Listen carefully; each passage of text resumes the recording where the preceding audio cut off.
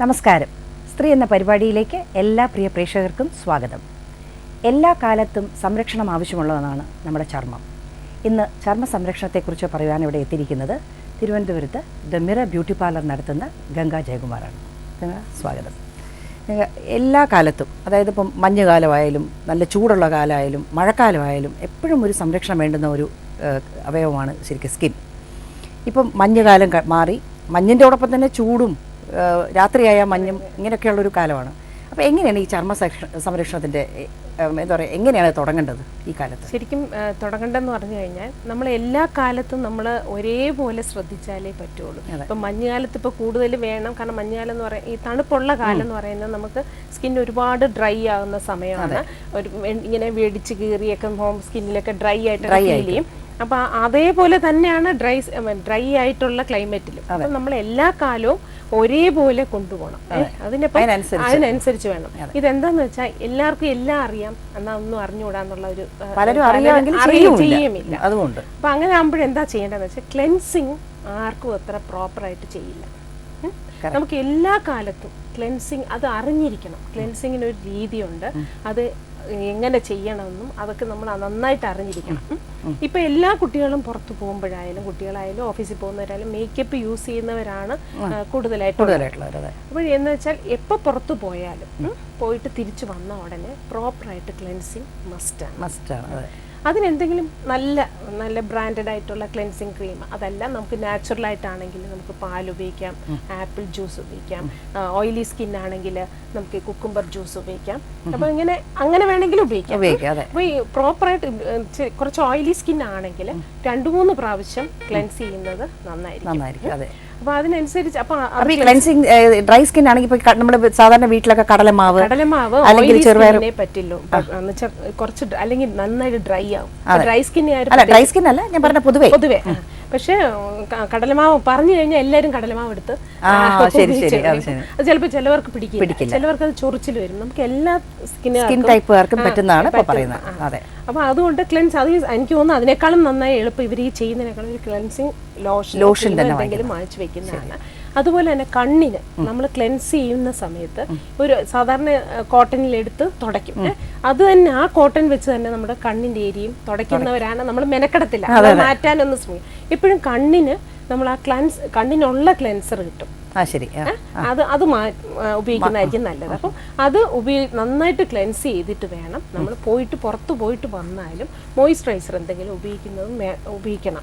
അതെ, കൂടുതലും രാവിലെ നമ്മൾ മോയിസ്ചറൈസർ ഉപയോഗിക്കുന്നവര് ചിലപ്പോൾ ഒരുപാട് ഇപ്പൊ ഭയങ്കര ചൂടല്ലേ, അപ്പൊ ഈ ചൂടത്ത് നമ്മൾ പോകുമ്പോൾ എന്തായാലും അത് സ്കിന്നിലെ ഒരു ഡാർക്ക് ഇത് വരാൻ, കാരണം എണ്ണമയം ഇരിക്കുന്നതുകൊണ്ട്. അപ്പൊ ഞാൻ പറയുന്നത് രാവിലെ നമ്മൾ കുളിച്ച് ക്ലെൻസർ ഉപയോഗിക്കുന്ന ഒന്നുകൂടെ നല്ല, സോപ്പിന്റെ ഉപയോഗം നിർത്തുന്നതാണ് ഈ ക്ലൈമറ്റിലെല്ലാം നല്ലത്.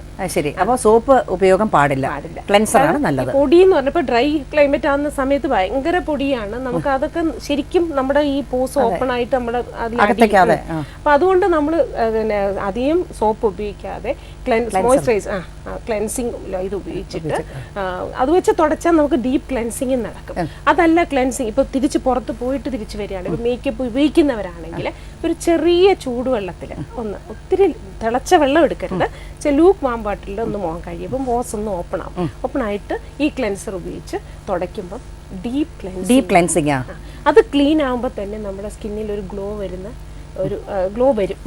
അത് കഴിഞ്ഞിട്ട് അങ്ങനെ വേണം നമ്മളിപ്പോൾ ഒരു 2 പ്രാവശ്യം 3 പ്രാവശ്യം ചെയ്യുന്നതാണെങ്കിൽ തന്നെ അതിന്റെ ഗുണം, അപ്പം നല്ല രീതിയിൽ നമുക്കത് ഗുണം ചെയ്യും.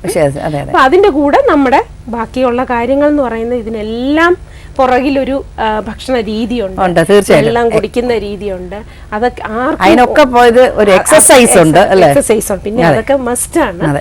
അപ്പൊ അങ്ങനെ എല്ലാം കൂടെ നോക്കിയാലേ നമുക്ക് സ്കിൻ എന്നും ഗ്ലോ കൊണ്ടുപോകാൻ പറ്റും. ചിലരുടെ ഭയങ്കര പരാതിയാണ്, അയ്യോ എനിക്ക് മാത്രം ഇങ്ങനെ ഗ്ലോ വരുന്നില്ല, നിങ്ങൾക്ക് അങ്ങനെ വരുന്ന.